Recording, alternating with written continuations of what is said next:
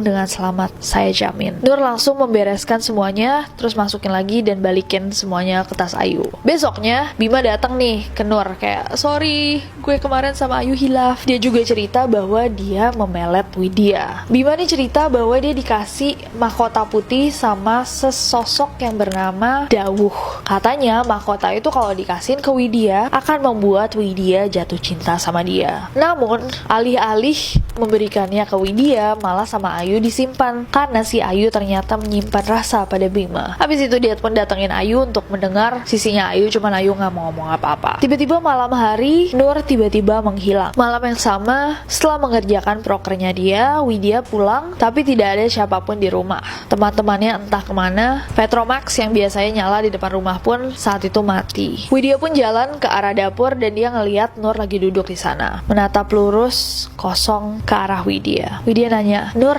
ngapain? Nur diam aja, matanya kosong, lalu dia merebahkan kepalanya ke kursi dan mulai berbicara dengan suara wanita tua. Syah Ayu, betah ya tinggal di sini. Gimana? Sudah kenal dengan penunggu di sini? Widya pun mulai menangis. Dia kayak ketakutan. Loh, Syah Ayu ndak boleh menangis. Anak ganteng itu saja sudah kenal dengan Badara Wuhi. Widya pun mencoba untuk menyadarkan Nur kayak, Nur, sadar Nur. Namun Nur malah tertawa melengking sangat keras. Kamu ndak tahu siapa aku. Kamu pikir kalau ndak ada aku, anak nakal seperti temanmu yang sudah membawa penunggu di sini bisa mencelakai cucuku? Aku selama ini yang sudah menjaganya. Tidak akan kubiarkan mereka mendekati cucuku.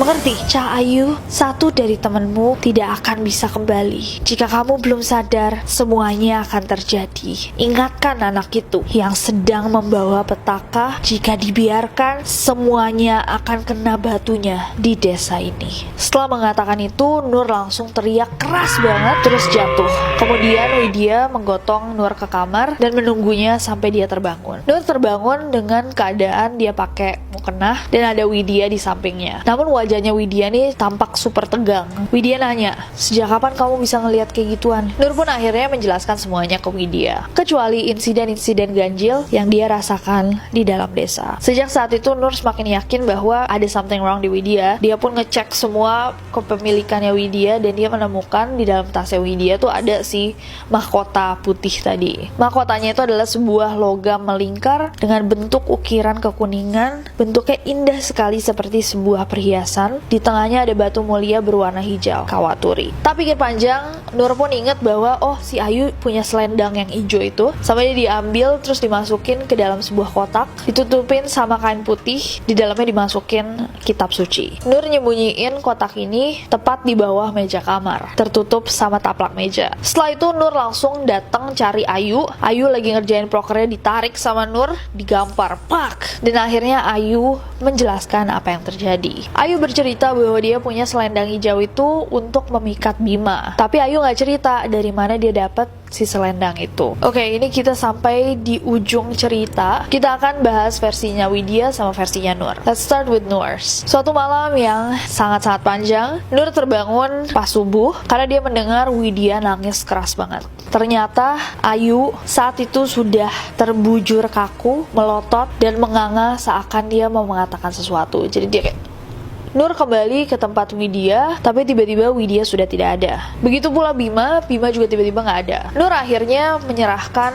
dua benda yang tadi disimpannya, si mahkota sama si selendang, ke si Mbah. Saat dia menemui Pak Prabu sama Mbah Buyut sama Pak Prabu tuh kaget ngeliat, loh, kamu bisa dapet ini dari mana? Nur pun menceritakan kejadiannya, dan Mbah Buyut bilang bahwa ini adalah benda terlarang. Temanmu terjebak dalam pusaran. Satu temanmu sudah ketemu lagi, tapi rohnya belum. Sabar ya, kata si Mbah. Tak lama kemudian Wahyu masuk, mukanya pucat gitu. Seorang warga yang bersamanya membopong seseorang yang kayak lagi kejang-kejang, kayak epilepsi gitu. Dan ketika dilihat, itu adalah Bima. Mbah Buyut kemudian bercerita bahwa Sukma dua orang ini sedang terjebak, namun ada satu orang yang bukan hanya Sukmanya yang hilang atau disesatkan, melainkan raganya juga ikut disesatkan. Ia adalah Widya. Wow. orang yang paling diinginkan oleh Badarawuhi, namun ia meleset. Mbah Buyut menunjukkan si Kawaturih tadi, si mahkota itu, dan bilang bahwa benda ini diletakkan di lengan seorang penari sebagai susuk, dan Badarawuhi itu menginginkan benda ini ada pada Widya, namun Nur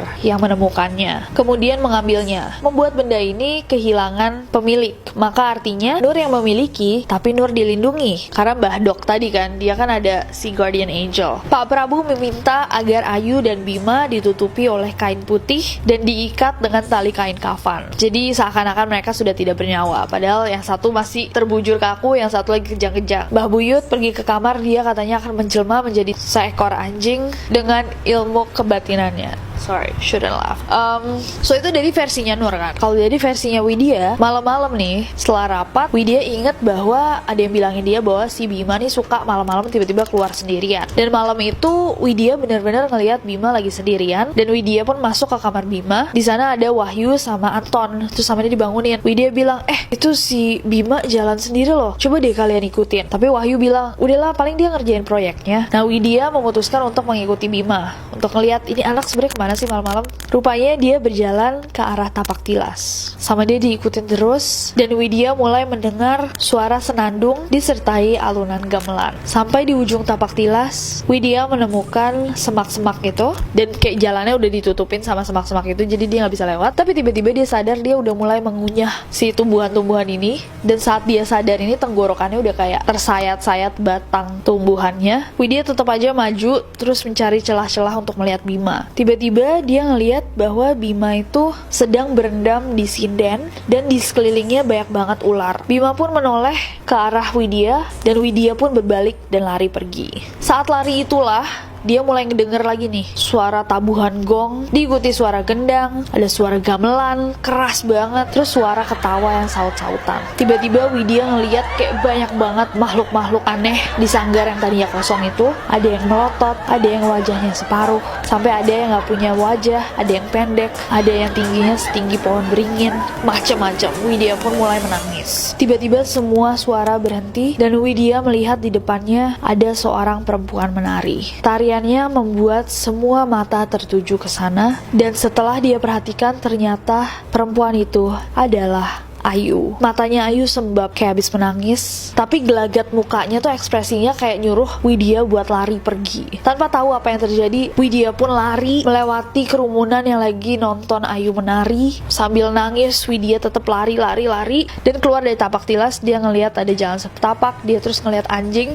terus dia ngikutin aja nih anjing lari. Setelah Widya sampai, Pak Prabu sama si Mbah cerita bahwa teman kalian dua itu telah melakukan sesuatu yang mestinya tidak boleh dilakukan di tempat terlarang, yaitu si tapak tilas. Lebih spesifiknya ini sih, tempat berendam yang di tapak tilas itu kan, si sinden yang ada di tapak tilas. So ternyata si Ayu dan Bima, inget nggak? Mereka berdua pernah dipergokin sama si Nur yang di belakang